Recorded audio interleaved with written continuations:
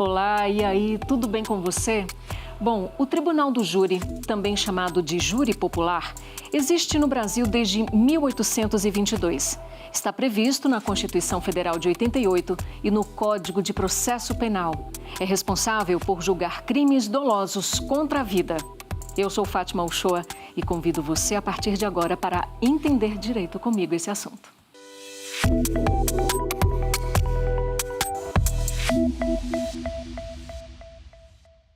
Bom, e de olho aqui no nosso telão, porque já estamos com os nossos dois convidados de hoje. Nós vamos conversar com Mayara Tachi. Ela é defensora pública aqui do Distrito Federal, mestre em Direito Penal pela Universidade de Brasília e professora de Processo Penal. Mayara Tachi, muitíssimo obrigada pela participação desde já aqui no Entender Direito de hoje. Eu queria agradecer muito o convite também. Para mim é sempre um grande prazer falar sobre o Tribunal do Júri, que é a área que eu sou titular já há quase 10 anos. E é um prazer ainda maior de poder falar aqui ao lado do meu colega e grande amigo Rodrigo Faux. Com certeza teremos uma brilhante aula, não é isso, professor Rodrigo Faux? Ele é pós-doutor em Direito, professor de Processo Penal e advogado habilitado perante o Tribunal Penal Internacional. Professor Rodrigo, muitíssimo obrigada também por aceitar o nosso convite. Olá, Fátima. Olá a todos os que estão nos acompanhando aqui. Aproveito para também cumprimentar a minha amiga, professora Mayara Tachi. Nós que somos professores de uma pós-graduação em Tribunal do Júri. Então, nós estamos à disposição aqui para conversar um pouquinho sobre um tema que é tão importante hoje em dia para a nossa democracia. E eu estou ansiosíssima já para a gente começar a nossa aula. E eu começo então com a professora Mayara Tachi. Professora, quais são os requisitos legais para se decidir que um crime vai ao Tribunal do Júri e como é que essa decisão ela é tomada? É interessante essa pergunta porque esses requisitos eles são definidos previamente pelo legislador constitucional, né? O legislador constitucional ele estabelece a competência para o julgamento dos crimes dolosos contra a vida, mas essa competência é uma competência mínima, então isso é importante de se esclarecer. Pelo menos os crimes dolosos contra a vida serão julgados pelo Tribunal do Júri, mas é possível que haja uma ampliação desse rol pelo legislador infraconstitucional. E ele assim o fez quando previu que os crimes conexos aos dolosos contra a vida também seriam julgados no Tribunal do Júri. E da mesma forma como o legislador constituinte previu que os crimes dolosos contra a vida seriam julgados no Tribunal do Júri, ele não definiu quais seriam esses crimes. Então isso também ficou um encargo do legislador infraconstitucional, que compreendeu que seriam dolosos contra a vida e deveriam ser encaminhados ao Tribunal do Júri, o homicídio consumado ou tentado, o aborto consumado ou tentado, então todos esses crimes consumados ou tentados, o infanticídio e o induzimento ou instigação ao suicídio, que agora também é induzimento e instigação à automutilação, que também sofreu uma alteração pelo legislador infraconstitucional, prevendo então, portanto, mais uma conduta que passa a ser da competência do Tribunal do Júri. Então, sendo tipificado nessas condutas e comprovando-se ali que há indícios suficientes de autoria e que há prova da materialidade do crime, de qualquer um desses crimes, esse processo será encaminhado ao júri popular. Então, isso é diferente do que acontece, por exemplo, nos Estados Unidos. O júri dos Estados Unidos prevê que a escolha pelo modelo do Tribunal do Júri é uma escolha do acusado, que pode decidir se deseja ou não ser submetido a julgamento perante o Tribunal do Júri, e lá não só os casos criminais são julgados, mas também os casos cíveis. Um caso que chamou bastante atenção foi o caso da Amber Heard com o Johnny Depp, que é um caso cível de um processo de indenização por danos que foi julgado pelo Tribunal do Júri. Então, uma escolha do Johnny Depp ao dar início àquela ação foi procurar o Tribunal do Júri, principalmente por conta da fama e do conhecimento que ele tem, que saberia que seria um fator que certamente iria intervir na decisão desses jurados. Então, aqui no Brasil nós temos isso como um direito do acusado, mas é uma regra de competência. Então, ele não escolhe se quer ou não ser julgado pelo Tribunal do Júri. Inclusive, sobre esse caso do John Depp, ele tem até um documentário, né, muito bacana e recomendo, tá, para quem tiver essa curiosidade. Bom, professor Rodrigo, só chegará a julgamento no júri popular no caso de ocorrer a sentença de pronúncia, certo? Eu gostaria de entender como é que se forma, então, essa sentença de pronúncia, qual o rito? Então, o processo do Tribunal do Júri, ele tem essa diferença relacionada aos demais procedimentos, né? Nós chamamos que é um procedimento bifásico, ou seja, são duas fases que vão ocorrer em que há uma primeira fase que é uma fase de admissibilidade. Então, corre como se fosse um processo normal, em que tem primeiro uma resposta à acusação, tem toda uma instrução em que são ouvidas as testemunhas de acusação, de defesa, tem as alegações das partes e, posteriormente, o juiz deve decidir se encaminha o acusado ao júri, né, se encaminha a júri popular ou se não encaminha. Se ele mandar a júri popular, é aquilo que nós chamamos de decisão de pronúncia.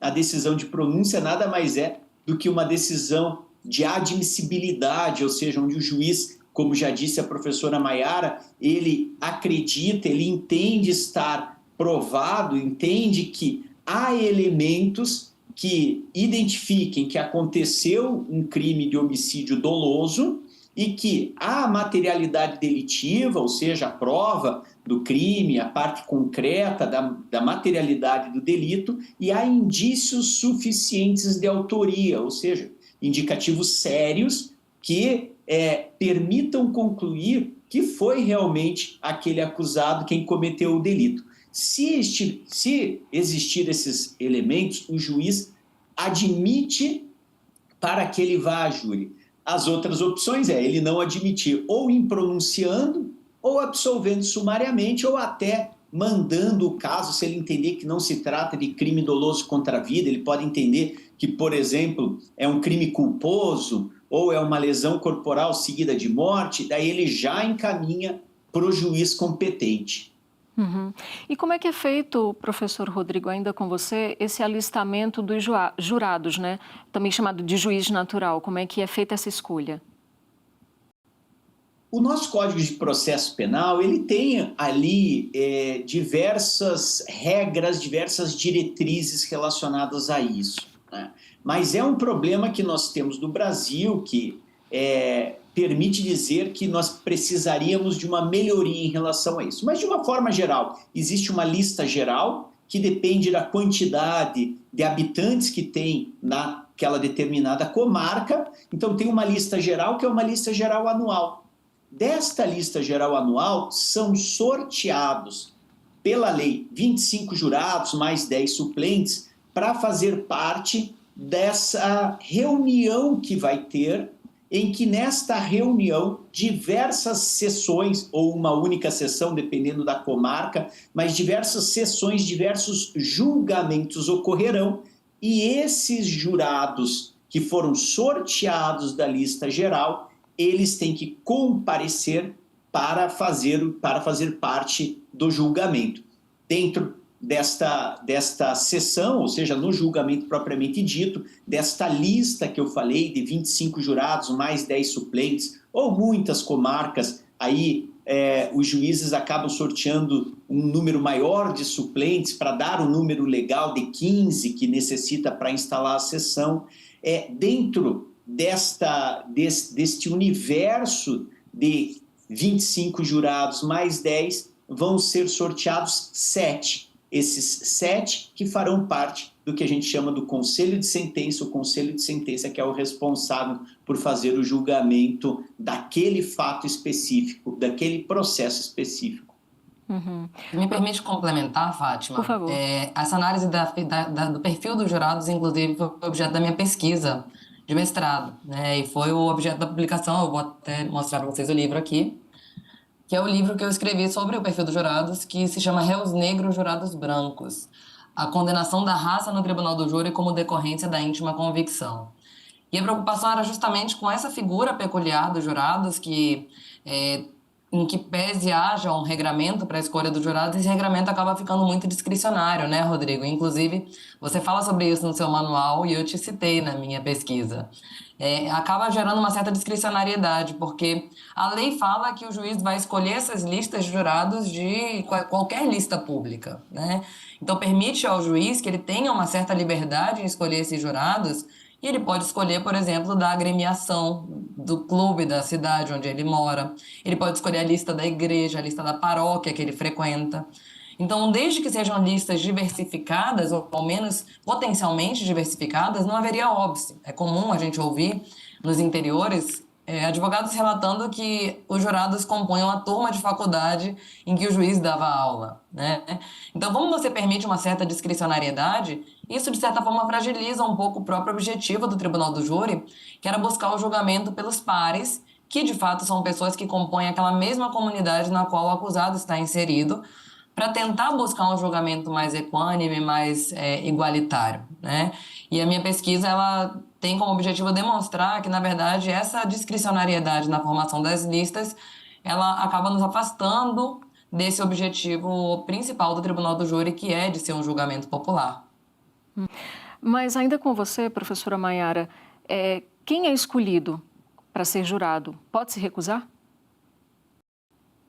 Existem as recusas, as escusas, na verdade, que podem ser apresentadas pelos jurados. O júri, ele é um munus legal, então ele é um dever obrigatório de todo cidadão. Então, sendo sorteado, você, em tese, não pode se recusar, a não ser que haja ali uma questão ética, pessoal, né, que impeça você, ou por conta religiosa, que impeça você de poder exercer essa função, e aí, devidamente justificada, será substituída por uma outra atribuição, uma outra função pública, então ninguém pode se recusar e simplesmente ficar isento. Mas existem também algumas limitações, como é o caso de questões de saúde, limitações cognitivas que impeçam a pessoa de conseguir acompanhar o júri, ou limitações até mesmo de sentidos, né? Pessoas que não conseguem, por exemplo, ver as imagens que vão ser apresentadas para ela, podem ser liberadas, dispensáveis da função do júri, mas isso decorre de uma casuística. Então, se recusar mesmo de participar do júri, somente com essas escusas decorrentes de escusa de consciência. Professor Rodrigo, e como é que fica o salário das pessoas que são escolhidas como jurados? Porque, afinal de contas, ficam aí à disposição do júri. Então, eu queria saber essa questão aí salarial de quem é escolhido para ser jurado. Veja, isso é uma situação que é um tanto quanto delicada e acaba, de alguma forma, se correlacionando com o que a professora Maiara falou. Até sabendo que não há uma compensação financeira para aqueles que participam, que ficam à disposição naquela determinada reunião, que podem ser vários dias, por exemplo, na capital, nas capitais, de uma forma geral, muitas pessoas não aparecem, fogem da participação do júri popular. E justamente por isso, porque como é que, por exemplo, um profissional liberal vai ficar à disposição durante 5, 6, 7, 10 dias Exatamente. Sem poder exercer seu ofício, sem ter uma compensação financeira? Mas, para aqueles que são assalariados, eles não podem ter qualquer desconto no seu holerite, no seu salário, não pode ter qualquer desconto. E por isso que muitas vezes juízes dão preferência para chamar funcionários públicos e chamar pessoas que têm carteira assinada, que não sofrerão tanto este impacto financeiro da participação. Mas óbvio que isso tem um problema secundário, e o problema que a professora Maiara fala é até algo maior, porque acabamos retirando da participação popular uma grande parte da comunidade. Você não tem um reflexo efetivo daquela sociedade. Então, é importante que isso seja uma das coisas a ser discutidas, porque em diversos estados norte-americanos, por exemplo, eles têm uma compensação financeira para participar do julgamento. Agora, professora Maiara, quais são as obrigações, afinal de contas, dos jurados? Quais são as obrigações do jurado? Isso.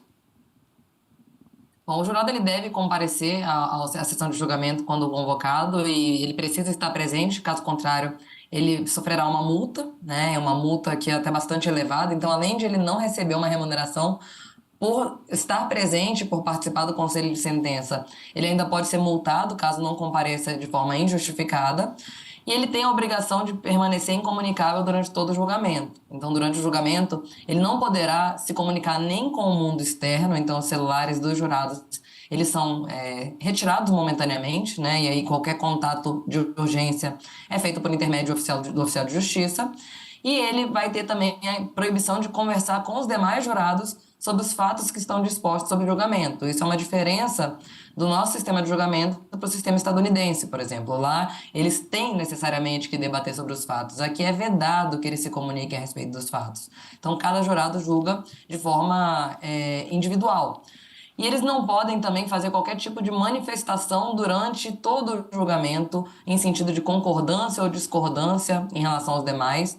Devem se posicionar caso conheçam algum dos envolvidos, porque há a possibilidade de declaração de suspeição ou de impedimento do jurado. E ao final devem, né, como todo o julgamento, proferir o seu voto de acordo com a sua íntima convicção e com os ditames da justiça, que é o juramento que eles fazem ao começo do julgamento. Professor Rodrigo, as informações oriundas do inquérito policial, elas podem servir de base para a admissão da sentença de pronúncia? Isso o juiz ele pode pronunciar o réu só com base nesses dados?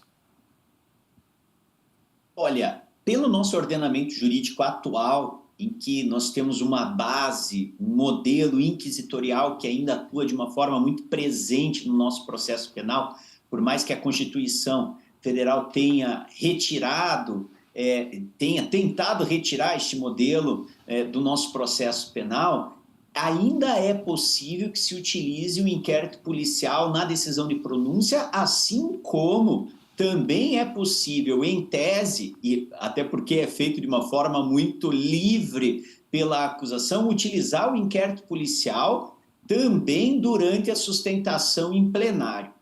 Claro que isso, pela doutrina mais moderna, por um viés constitucional, isso estaria, em tese, prejudicado. Não poderia se fazer isso, assim como não se pode fazer na grande maioria dos estados democráticos de direito do mundo. O inquérito policial são elementos administrativos que servem apenas para a formação do opinião delicti do Ministério Público. Então, apenas o Ministério Público deveria ter acesso a essa investigação, a esses elementos, pelo menos aqueles que não são repetíveis, não são provas técnicas, e ele, com base nisso, provar aquelas alegações no decorrer do processo, respeitando o princípio do contraditório, da plenitude de defesa. Agora, Fátima, você fez uma segunda pergunta que eu acho que passou batida pelo Rodrigo. Você perguntou se ele pode ser pronunciado com base exclusivamente em elementos do inquérito, né? Exatamente. Em que pese eles possam acompanhar, infelizmente, hoje se entende que não é possível pronunciar, mas com base exclusivamente em elementos do inquérito, pelo menos alguns avanços nós conseguimos, né, observar no processo penal, um passo para frente, 2 passos para trás. Verdade, Maia. E vamos seguindo, né? Vamos seguindo. Mesmo assim, eu acho que já houve bastante evolução, enfim, se a gente for comparar do século passado. Então, uma coisa, pontual, que é um entendimento firmado tanto pelo STJ quanto o Supremo Tribunal Federal, é que não cabe ao Tribunal do Júri julgar o latrocínio, que é o roubo seguido de morte. Eu gostaria de entender direito por que o latrocínio não é considerado um crime doloso contra a vida, professor Rodrigo, por favor. Isso é uma escolha do legislador. A escolha do legislador é de que o latrocínio é um crime patrimonial. E, claro, isso tem todo um fundamento que, se nós formos pelo lado da criminologia, que demonstra que, na verdade, o que mais se protege no Brasil é mesmo o patrimônio, são valores relacionados ao modelo escolhido, ao modelo capitalista escolhido. Então, isso teria uma maior esfera de proteção, uma maior reprovabilidade, porque o crime é apenado de forma mais grave, mas se nós pegarmos de uma forma geral, os crimes cometidos por aquelas pessoas, né, que são mais vulneráveis, que são principalmente os crimes patrimoniais, são punidos com uma maior gravidade do que os crimes cometidos por pessoas que têm uma classe social maior. E eu só queria fazer um parênteses, Fátima, em relação ao que você falou dos avanços, e é muito interessante notar que esses avanços, e que realmente, ultimamente, temos sentido, diversos avanços na esfera do processo penal, eles são capitaneados principalmente pelo STJ. Né? Então, os ministros das turmas criminais, eles estão na vanguarda desta análise, e por isso que nós estamos como defesa, defensoria, como advogados, como pessoas que estão interessados em ter um processo democrático, nós temos sim uma esperança, porque essa mudança está sendo capitaneada, está sendo mostrado pelo Superior Tribunal de Justiça, muito mais do que as demais cortes. Professora Maiara, e o juiz ele pode interferir no veredicto do júri? Não, a Constituição prevê que o veredicto do júri é soberano, né? Um dos fundamentos do Tribunal do Júri é a soberania dos veredictos. E, a rigor, nenhum magistrado deve poder interferir nessa decisão dos jurados. Então, no caso de haver uma anulação de julgamento, haver alguma questão de mérito levantada por qualquer das partes, o tribunal ele não pode adentrar no mérito e decidir substituindo a decisão dos jurados. O que ele pode fazer, no máximo, é encaminhar o processo para novo julgamento, anulando o julgamento anterior. Há uma crítica a essa possibilidade, né, porque quando você permite que o tribunal anule um julgamento sob o fundamento de que a decisão dos jurados é manifestamente contrária à prova dos autos, isso acaba sendo uma forma de adentrar o mérito e passar uma mensagem para os jurados de que o julgamento anterior ele foi feito de forma equivocada. Então, indiretamente, embora não possa substituir a decisão, há uma influência do julgador togado no juiz leigo quando ele toma uma decisão nesse sentido. Mas prevalece que é possível a interposição desse recurso. Havia uma posição do ministro Celso de Mello, que é bastante minoritária, no sentido de que esse recurso ele seria possível somente para a defesa quando a absolvição se pautasse no quesito absolutório genérico, ou seja, no quesito o jurado absolve o acusado, porque ele compreendia que esse era um quesito valorativo, né, um quesito de valor, ele não analisa a questão probatória. E como a anulação demanda que haja uma decisão manifestamente contrária à prova dos autos, como eu não estou analisando prova, mas valor, eu não poderia interpor recurso em relação a essa decisão, mas essa posição do ministro Celso de Mello é bastante minoritária. A única hipótese em que há a possibilidade de substituição da decisão dos jurados por uma decisão de um juiz togado, no caso, um tribunal, é o caso de revisão criminal, em que a jurisprudência é unânime já em compreender que na revisão criminal é possível, em algumas hipóteses, que o tribunal já imediatamente aplique a situação mais favorável ao acusado, especialmente porque a revisão criminal é pró-réu. E essa soberania dos veredictos ela é uma garantia constitucional prevista no artigo 5º, ou seja, é um direito e garantia fundamental do indivíduo. Então, como viria para favorecer necessariamente, seria possível, então, a substituição da decisão dos jurados. Professora Maiara, ainda com você, sobre esse ponto, o STJ ele possui precedentes no sentido de que em depoimentos e debates do júri, a condução energética do juiz, enfim, mais incisiva, né, do juiz-presidente, não importa necessariamente em quebra da imparcialidade ou que influenciaria na opinião dos jurados, negativamente falando. E sendo assim, de que forma, então, essa postura do magistrado ensejaria a anulação da sessão do de fato, júri, essa postura enérgica ela não ensejaria realmente uma necessária parcialidade, até porque o papel do juiz presidente é exatamente ser o presidente da sessão, ou seja, conduzir e garantir a ordem dos trabalhos. E desde que ele o faça de forma imparcial e faça da mesma forma para ambas as partes, em tese não haveria ali um indicativo de uma parcialidade que geraria impedimento à suspeição desse magistrado. O problema é quando ele se posiciona já de determinada forma, né? Então, alguns juízes acabam inclinados ou agindo de forma irônica em relação ao acusado, sugestionando alguma questão ou até mesmo trazendo alguma opinião pessoal durante a inquirição. E no Tribunal do Júri, a previsão é que o juiz ele começa inquirindo todas as pessoas, né? Ele começa inquirindo testemunhas de acusação, ele começa inquirindo testemunhas de defesa, e uma condução enviesada por parte do magistrado certamente vai influenciar na decisão dos jurados. O juiz ele é considerado uma figura, e tem uma pesquisa do Ministério Público do Paraná em que foi perguntado o que os jurados consideravam que influenciava na decisão deles. E ele é considerado uma figura que passa bastante respeito e segurança, e sendo o advogado, por exemplo, em último lugar. Então, um juiz que se alia a uma determinada posição pode ser fundamental no resultado de um julgamento, especialmente quando a gente está diante de uma posição de 4-3, né? Então, uma posição enérgica não necessariamente vai ser, mas uma inclinação, uma sugestão para um dos lados seria, sim, o caso de anulação do julgamento, demonstrando a parcialidade do juiz. Se me permite complementar, Por Fátima, igual nós temos que elogiar quando as decisões, quando nós entendemos que está correto, e nós temos que criticar quando as decisões estão erradas.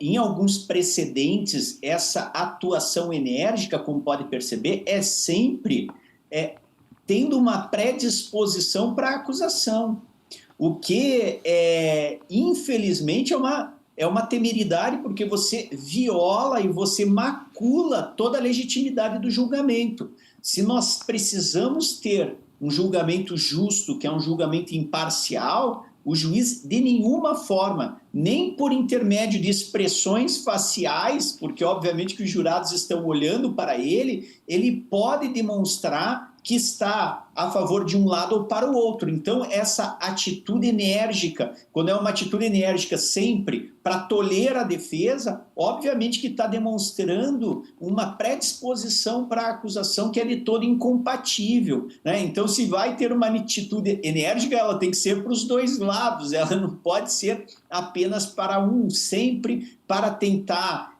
de alguma forma, ser severo ou no interrogatório do acusado ou com as testemunhas de acusação, que isso transmite, mesmo que de uma forma inconsciente aos jurados, que o juiz tem um lado. E isso que não pode acontecer. É a mesma coisa a situação que nós temos com a disposição física em plenário. É um absurdo que nós estamos em 2023, indo para 2024, e nós ainda temos o Ministério Público sentado do lado direito do juiz, presidente, como se fizesse parte de uma mesma equipe, sendo que num sistema acusatório nós precisamos ter uma equidistância, e isso é básico, é uma regra em qualquer lugar do mundo, e só no Brasil você tem o Ministério Público sentado ali à direita do juiz, grudado, e a defesa afastado. Isso daí, para os jurados leigos, obviamente, que também denota uma parcialidade em relação à acusação. Uhum. Geralmente a gente percebe aí que há uma comoção pública muito forte diante de determinados crimes, especialmente aqueles que são amplamente repercutidos pela mídia. E há uma torcida, digamos assim, para que esse julgamento vá ao júri popular. Professora Maiara, como é que você avalia o papel exercido pelos meios de comunicação, né, pela influência midiática aí na divulgação desses casos? É muito complicado, né? E o Rodrigo pode até falar, porque ele atuou em um caso de grande repercussão midiática. Eu atuei em alguns casos já de repercussão grande aqui no Distrito Federal. E eu costumo falar, inclusive hoje me foi perguntado isso numa turma da UNB, como é que eu lidava exatamente com essa situação. E eu costumo dizer que a defesa ela sempre começa perdendo de 7-1, né? Então, em um caso midiático como esse, a gente começa perdendo de 8-1, porque a mídia também é um dos jurados ali para decidir esse julgamento. E essa repercussão ela é muito difícil de nós conseguirmos, de fato, trabalhar, porque nós temos que primeiro trabalhar com um processo de humanização do acusado, que às vezes não é necessário quando você está tratando de um julgamento comum. O jurado ele chega para poder julgar o par e ele não tem conhecimento dos fatos, não tem conhecimento da vítima, não tem conhecimento do acusado. Quando você chega num procedimento midiático, que já houve uma grande exposição, você tem que conseguir comprovar que aquela pessoa que está sob julgamento não é a pessoa que foi exposta pela mídia. E isso é um papel muito complexo. Porque, embora nós saibamos que o ideal seria que as pessoas julgassem os fatos, nós sabemos que isso não acontece na grande maioria das hipóteses. Nós sabemos que muitas vezes é a pessoa que está sentada ali para julgamento que é julgada, e ela é julgada não só no crime que aconteceu, mas no papel que era esperado dela na sociedade. Então, se nós tivermos, por exemplo, uma mulher sendo julgada e ela falhou no papel de mãe, é esse papel de mãe que vai ser cobrado dela também enquanto acusada. Então, o julgamento ele perpassa por muito mais elementos do que simplesmente o julgamento dos fatos. E eu acho que a primeira tarefa em julgamentos complexos como esse é realmente humanizar o acusado para tentar permitir que os jurados possam, pelo menos, se abrir para ouvir uma outra hipótese diversa da hipótese acusatória. Mas eu acho que o Rodrigo pode, por exemplo, complementar essa minha fala pela experiência que ele teve. Por favor, professor Rodrigo. Não, eu acho que o que a Maiara falou é perfeito. Nós sempre iniciamos, e hoje em dia, por conta, não é somente a imprensa, nós temos também as redes sociais, e as redes sociais, às vezes, elas são muito mais severas do que a própria imprensa. O problema qual é? Que normalmente quando acontece um crime, ainda mais um crime doloso contra a vida, que são aqueles crimes que trazem para a sociedade um maior interesse e para a imprensa aquela divulgação maior, esses crimes, quando ocorrem, a imprensa vai diretamente para o delegado, para a autoridade policial e posteriormente para o Ministério Público e compra integralmente as hipóteses acusatórias. Ou seja, o Ministério Público está falando que foi a pessoa, está abrindo um processo, ou seja, está denunciando a pessoa, oferecendo a denúncia e vai fazer todo um processo contra ela, e tudo aquilo que a autoridade policial e o Ministério Público falou, para a imprensa é uma verdade absoluta. Então você chega para fazer um julgamento com toda esta carga de que uma narrativa já foi formada, já está sedimentada e já está provada perante toda uma comunidade que vai julgar aquele fato. Então nós temos países, por exemplo, que proíbem que a imprensa possa adentrar nesse mérito enquanto você não tem o julgamento. Depois do julgamento, pode fazer toda a divulgação que for necessário. Isso é muito importante, você preservar que seja um julgamento justo, porque a legitimidade do processo penal está aí. Vejam, não importa se efetivamente a pessoa deve ser responsabilizada ou não. Se ela deve ser responsabilizada, que seja. Se ela não deve, que não seja. Agora, nós temos que ter um processo penal justo. Se o processo penal justo, dentro do devido processo legal, foi seguido e ao final nós temos uma condenação, ótimo, que a pessoa cumpra a pena. Mas este cumprimento da pena, ele precisa iniciar a partir do momento que nós tivermos um julgamento justo. E o julgamento justo perpassa por nós respeitarmos no decorrer de toda a investigação e todo o processo que realmente não se tem um pré-julgamento. E esse pré-julgamento em crimes midiáticos é uma regra. Infelizmente, é uma regra. Só complementando aqui o que o Rodrigo vinha falando, Claro. Na verdade, não há uma responsabilização do Estado em relação a essas pessoas, mas porque não há um interesse estatal em, de fato, responsabilizar essas pessoas. A Lei 13.869, que é a Lei de Abuso de Autoridade, prevê conduta que pode, inclusive, responsabilizar os responsáveis pelas mídias sociais, desde que hajam, é claro, em coautoria com a autoridade, né? A gente tem o crime de antecipar o responsável, no artigo 38, pelas investigações, por meio de comunicação, inclusive rede social, atribuição de culpa antes de concluídas as apurações e formalizada a acusação. E quantas vezes nós não vemos delegados de polícia chamarem aos seus gabinetes responsáveis pela mídia para antecipar resultado de uma investigação ainda em andamento, quando às vezes não há sequer indiciamento do acusado. Então, a rigor, há possibilidade de penalizar essas pessoas, né? O artigo 38 ele prevê uma acusação criminal contra o delegado de polícia e contra esse jornalista em coautoria ou participação. Admite-se que eles possam participar em conjunto com a autoridade que praticou o crime, mas a verdade é que não há um interesse do Estado em punir essas condutas, né? Há um momento de um exacerbado punitivismo em que a responsabilidade pelo que é divulgado não é apurada. E eu percebo até mesmo, eu não sei se você já se deparou com questões como essa, Rodrigo, em casos de muita divulgação midiática, não raras vezes as informações que são levadas pela mídia, para as redes sociais e que são divulgadas, não constam nem mesmo do inquérito policial. Ou seja, a gente tem fake news até mesmo na apuração de crimes, né, e essa exploração pela mídia. Verdade.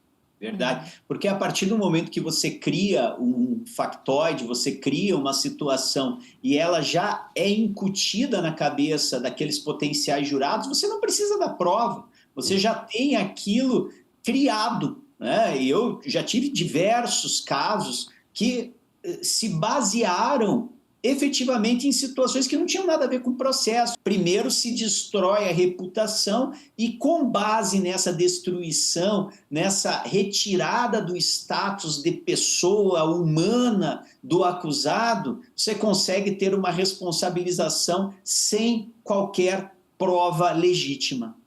Professora Maiara, pessoas com foro por prerrogativa de função, como por exemplo os parlamentares, podem ir ao júri popular? em alguma situação?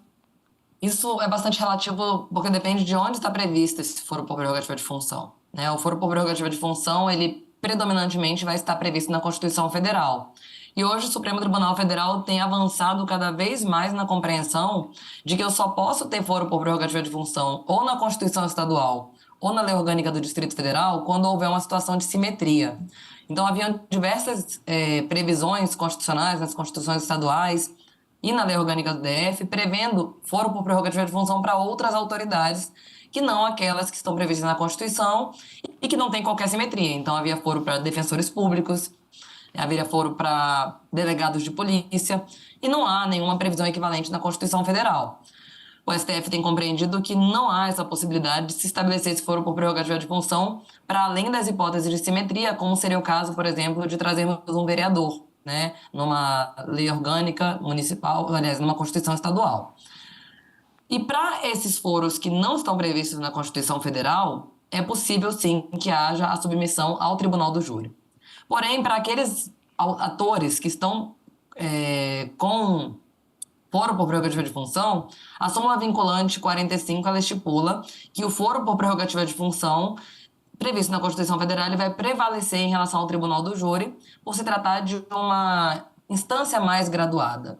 Mas é importante que a gente faça uma ressalva, tá? O Supremo Tribunal Federal, na Ação Penal 937, estabeleceu uma questão de ordem limitando o foro por prerrogativa de função para aquelas hipóteses em que haja uma correlação com a função. Né? Então, havendo uma correlação com a função e tendo sido praticado o crime no exercício do cargo, haveria, então, a incidência do foro por prerrogativa de função. Nesse caso, portanto, para os crimes comuns praticados pela autoridade com foro por prerrogativa de função, ele seria julgado na Justiça Criminal Comum, portanto, podendo ser submetido ao Tribunal do Júri. Mas há ainda uma segunda ressalva, que decorre de um posicionamento do próprio Superior Tribunal de Justiça. O STJ compreende que o foro por prerrogativa de função apenas para crimes decorrentes da função, nesse contexto compreendido pelo Supremo Tribunal Federal na questão de ordem que eu acabei de mencionar, somente se aplicaria para os cargos eletivos, né? E que não haveria, na verdade, uma manifestação do Supremo Tribunal Federal em relação a cargos efetivos.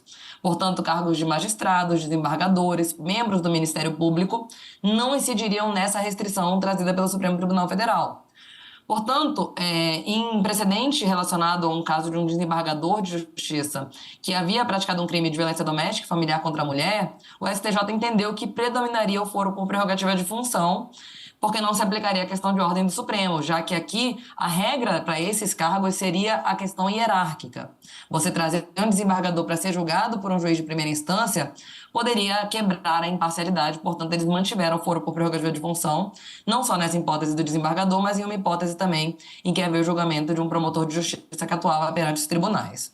Portanto, para esses réus, o entendimento do STJ seria de que eles seriam julgados, portanto, perante o foro por prerrogativa de função e não no Tribunal do Júri. Mas a questão ainda é um pouco nebulosa, eu confesso, e o STJ, inclusive, é claro ao dizer que aguarda uma manifestação do Supremo Tribunal Federal para saber se essa compreensão lá da questão de ordem também vai se aplicar para esses outros cargos. Uhum. Professor Rodrigo, a gente costuma muito observar no cenário americano que o réu que vai a júri popular, ele está com trajes de presídio, algemados e tudo mais. Aqui no Brasil, isso é uma obrigação? Veja, são situações interessantes e que, inclusive, já foram discutidas na Corte Interamericana de Direitos Humanos. O acusado tem o direito de se apresentar sem roupas relacionadas à penitenciária, ou seja, de roupas civis. E tem o direito de se apresentar sem simbologias que denotem uma periculosidade, como é o caso do uniforme e também das algemas, inclusive as algemas de tornozelo. Então, é pacífico e é até um tanto quanto óbvio entender que quando o acusado vai ser julgado perante o júri popular, em que são pessoas leigas que vão decidir, pessoas que não estão acostumadas e que são pessoas que vão ter um impacto em relação ao próprio uniforme, às vestes que o acusado está trajando, obviamente que deve ser dado ao acusado esse direito de poder vestir de forma adequada, como a defesa decidir, como ele decidir, bem como não utilizar essas simbologias que eu disse. Por último, eu falo que isso significa que é um direito, não significa que é uma obrigação. Então, podemos concluir que se o acusado quiser, porque cada caso é um caso, vai depender da estratégia defensiva dele, ele pode, inclusive, se apresentar com uniforme da penitenciária, mas ele tem que ter essa possibilidade de se apresentar como ele bem entender, até mesmo porque faz parte da plenitude de defesa, da autodefesa, da sua estratégia de como ele quer se mostrar perante os jurados. Professora Maiara, a chamada legítima defesa, ela deve ser julgada na sentença de pronúncia ou tem que ser levada ao tribunal do júri? Depende, Fátima. Pode ser julgada sim na decisão de pronúncia, não. Aí seria uma decisão de absolvição sumária, né? Ao final do sumário da culpa. Mas para que haja o reconhecimento da legítima defesa, ela tem que estar devidamente demonstrada já nessa primeira etapa do tribunal do júri. É bastante incomum, né? Porque os nossos tribunais ainda insistem em uma lógica que o STJ também tem começado a reverter, uma lógica de uma adoção de um indúbio pro società, né? Que seria, na dúvida, então a sociedade é que vai ser privilegiada e encaminhamos o julgamento ao tribunal do júri. Inclusive, recentemente, em uma sessão, o ministro Schietti pediu a palavra para justamente se manifestar contrário a esse brocado, que na verdade é um adágio forense, não tem amparo legal e não tem amparo constitucional. Então aqui também o indúbio pro réu deveria ser suficiente já para uma hipótese de absolvição sumária, né? Mas nós vemos que há ainda muito receio dos juízes em decidir processos que são da competência do tribunal de júri de forma definitiva e acabam encaminhando o processo ao julgamento. E aí, novamente, essa questão pode ser submetida ao jurado, sim, e aí lá ser reconhecida a absolvição no quesito absolutório genérico. Professor Rodrigo, uma questão, ou uma das questões que gera bastante polêmica aí, diz respeito ao exame de corpo de delito. Realmente, esse procedimento ele é necessário para que haja a pronúncia do acusado? Veja, Fátima, na grande maioria dos crimes de homicídio, até mesmo porque é um crime que deixa vestígio, nós temos normalmente, principalmente no homicídio consumado, um corpo, então você tem o exame de corpo de delito, que faz parte para a comprovação da materialidade do crime. E a materialidade é um requisito da decisão de pronúncia. Então, o acusado somente é submetido a júri se houver a comprovação da materialidade. E aqui é muito importante, porque ainda tem uma discussão sobre se a materialidade precisa estar comprovada ou se meramente a dúvida da materialidade pode encaminhar a júri. E aqui eu digo, não há dúvidas em relação ao artigo 413, que é o artigo que fala sobre a decisão de pronúncia. A decisão de pronúncia você precisa ter a comprovação inequívoca da materialidade. Você não pode submeter alguém sem que haja materialidade. Mas daí nós chegamos num outro ponto, que foi o que você perguntou. O exame de corpo de delito, eventualmente, em situações excepcionais, por exemplo, quando há vestígios do crime, mas o corpo propriamente dito não foi encontrado, isso pode ser suprido pelo Código de Processo Penal, está permitindo por outros tipos de prova, como uma prova testemunhal. Mas há necessidade de se ter elementos que comprovem a materialidade. Então, eventualmente, na ausência de um exame de corpo de delito em relação ao próprio corpo que esteja, ao cadáver que tenha sido vítima do crime, pode ser suprido isso, mas mesmo assim precisa ser tão forte os elementos que comprovem a materialidade do delito, ou seja, que o fato realmente aconteceu. Agora, se houver dúvida sobre essa materialidade, o acusado não pode ser submetido a júri, ele deve ser absolvido, na minha opinião, ele deve ser absolvido. Tem alguns que defendem que deveria ser impronunciado, de acordo com o artigo 414, mas eu acredito que a decisão de impronúncia é inconstitucional, ou seja, o Ministério Público não conseguiu cumprir com seu ônus de realmente comprovar materialidade e indícios suficientes de autoria, então o sujeito deve ser absolvido e ponto final. Professora Maiara, uma outra questão que gera, ou já gerou grande discussão, trata da desclassificação do crime doloso para culposo contra a vida, o que retira, na verdade, essa competência do tribunal do júri. E um dos exemplos seria o homicídio na direção de veículo. E a quem cabe decidir sobre o dolo eventual ou a desclassificação para culposo? Seria o próprio júri ou o tribunal de origem? Bom, existem dois momentos que esse elemento culpa podem ser apreciados. O primeiro é ao final de uma decisão ali no sumário da culpa, quando nem se encaminhou ainda o processo para o tribunal do júri. E nessa hipótese, o juiz, percebendo que não há elemento de um doloso contra a vida, ele opera a desclassificação e encaminha o processo para que outro juiz competente possa julgar o crime do culposo, né? Ele não vai definir qual que é o crime remanescente, mas ele vai reconhecer que não se trata de um homicídio doloso. E o outro momento é o momento da sessão plenária. Mas quem decide acerca do elemento subjetivo vai ser o conselho de sentença. Então, havendo elementos que apontem para um dolo em potencial, o conselho de sentença é que é responsável por definir se de fato se trata de um doloso contra a vida ou se trata de um delito culposo. E aqui tem uma peculiaridade: a desclassificação operada pelo conselho de sentença no caso de homicídio culposo é uma desclassificação imprópria, né? Porque na quesitação já é perguntado aos jurados sobre o elemento culpa, né? Então, é o único crime em que a desclassificação ela já opera com a indicação do crime remanescente, vinculando, portanto, a posição do juiz a respeito de qual crime que foi praticado. Nos demais, o jurado tão somente menciona que não é um doloso contra a vida e cabe ao juiz decidir qual crime remanescente, podendo inclusive perceber que se trata de um fato atípico, como é o caso, por exemplo, de uma tentativa branca com um emprego, né, de arma branca, em que a vítima não foi atingida. Então, pode não resultar nenhum delito remanescente e o réu acabar sendo absolvido em uma hipótese de desclassificação, restando talvez uma contravenção penal, né? Então, isso acaba restando para o juiz. Mas no caso do homicídio culposo, é esse indicativo. Em relação ao homicídio praticado na condução de veículo automotor, eu percebo que eu tenho algumas críticas aos posicionamentos doutrinários mais recentes, mas houve uma alteração no Código de Trânsito brasileiro para promover um novo tipo penal, né, em que há a responsabilização do homicídio culposo quando o agente está sob efeito de entorpecentes ou álcool, ou alguma substância que cause a alteração psicomotora dele. E essa é uma modalidade qualificada do homicídio culposo no trânsito, prevendo uma pena de 5 a 8 anos. A minha compreensão é que essa inclusão desse novo tipo penal sanou as dúvidas que haviam na jurisprudência a respeito do elemento subjetivo do tipo, que ora optavam pelo homicídio no caso de embriaguez ao volante, tá? O homicídio culposo no caso, aliás, homicídio no trânsito no caso de embriaguez ao volante.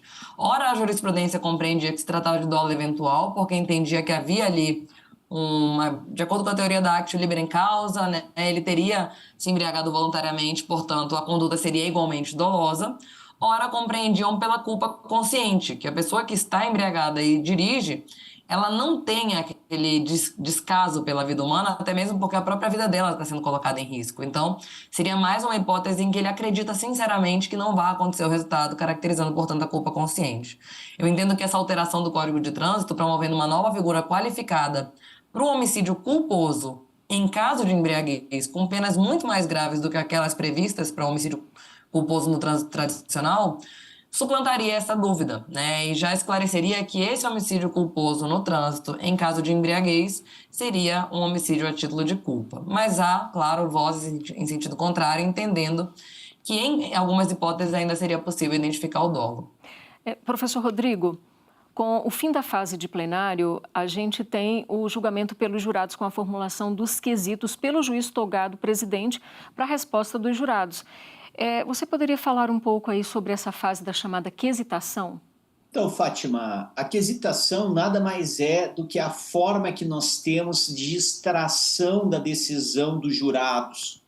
Então, como que os jurados decidem no Brasil? Como a professora Maiara já disse, se nos Estados Unidos nós temos a deliberação em que eles têm que decidir de maneira consensual, unânime, no Brasil não, a decisão é por maioria de votos. E essa extração por intermédio de quesitos, que nada mais são do que perguntas para aqueles que não sabem, que vão seguir uma certa ordem, que está lá no artigo 483 e 484 do Código de Processo Penal.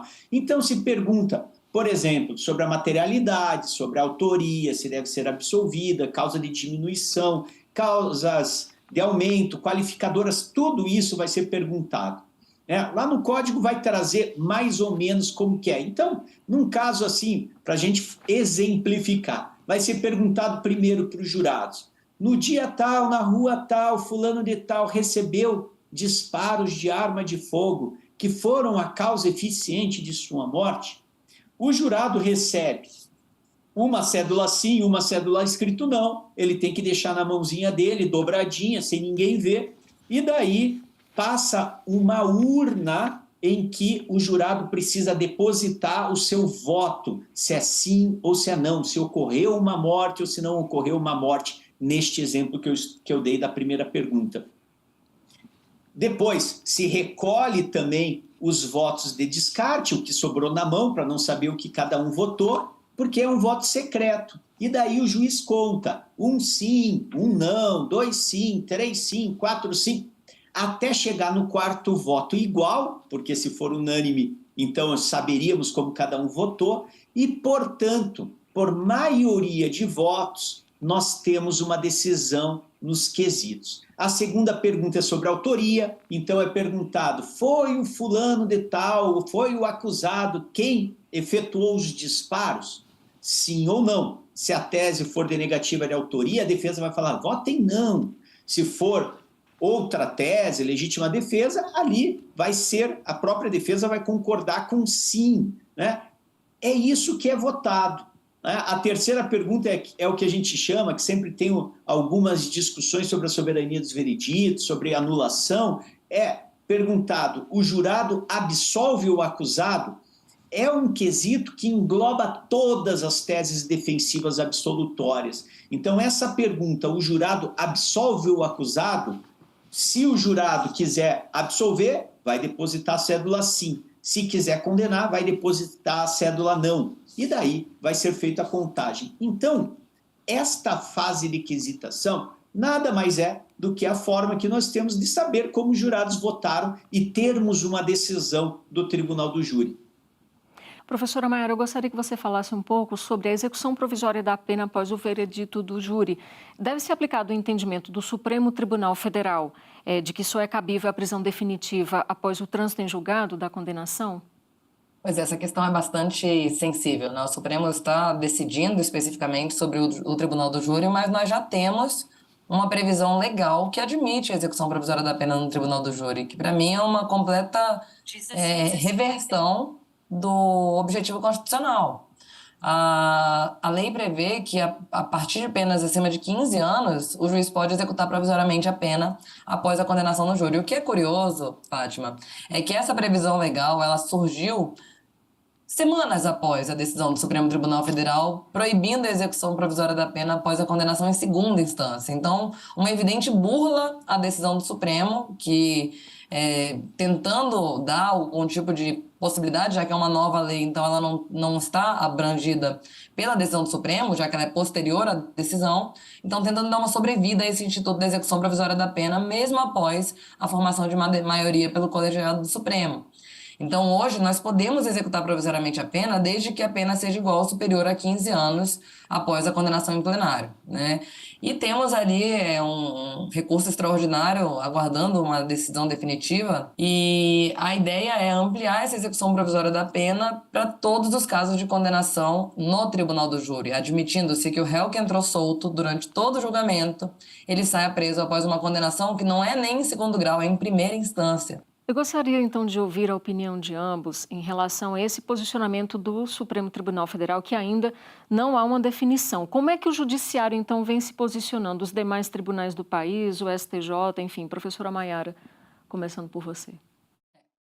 Atualmente, os tribunais eles mantêm a decisão das ADCs, né? Então, a vedação da execução provisória da pena após a condenação em segunda instância, ela automaticamente abarcaria também as condenações do Tribunal do Júri, que é uma primeira instância, né? Então, ainda caberia ao menos uma instância recursal de mérito. Porém, em relação ao dispositivo legal que passou a prever essa execução provisória da pena após a condenação no plenário para penas acima de 15 anos, continua plenamente vigente, porque não há declaração de inconstitucionalidade e, como tanto, há uma presunção de legitimidade das normas, e aí haveria necessidade de uma submissão também desse dispositivo legal ao controle concentrado do Supremo, e isso ainda não aconteceu, infelizmente. Mas eu acredito que esse recurso extraordinário, ele, de certa forma, sanará todas as dúvidas, porque ele abrangerá também essa hipótese, né? Então, se eu não puder para qualquer crime, eu não posso também para crimes cuja pena seja acima de 15 anos. Não é que a gente esteja vivenciando, professor Rodrigo, uma insegurança jurídica. Ainda não há um posicionamento firmado, mas as decisões continuam, enfim, essa decisão do veredito do júri, ela é absoluta, assim, de certa forma, e há situações excepcionais em que pode ser anulada, né? Sim, mas é importante a gente entender que, a partir do momento em que há um recurso por parte da defesa, há a possibilidade efetiva que o júri possa ser anulado, que a pena possa ser diminuída. São muitos, inúmeros os júris que possuem nulidades sustentadas, arguidas na ata de julgamento, ou mesmo o processo que antecedeu eivado de nulidades, e isso precisa ser respeitado, revisto a competência, inclusive a possibilidade, o direito que o acusado possui de recorrer, né? Então, o STJ, a meu ver, de maneira correta, as duas turmas do STJ vêm firmando, dizendo que afronta a execução imediata das penas do Tribunal do Júri, afronta o princípio constitucional da presunção de inocência. Então, o STJ tem vindo nesse sentido, mas nós, dependendo dos tribunais estaduais e muitos juízes de primeiro grau, por causa dessa discussão, vem aplicando esse entendimento que talvez vença, né, essa posição que talvez seja vencedora no STF, de aplicar imediatamente a pena. Então, há necessidade de se fazer uma discussão ponderada, mas uma discussão que respeite o nosso modelo democrático.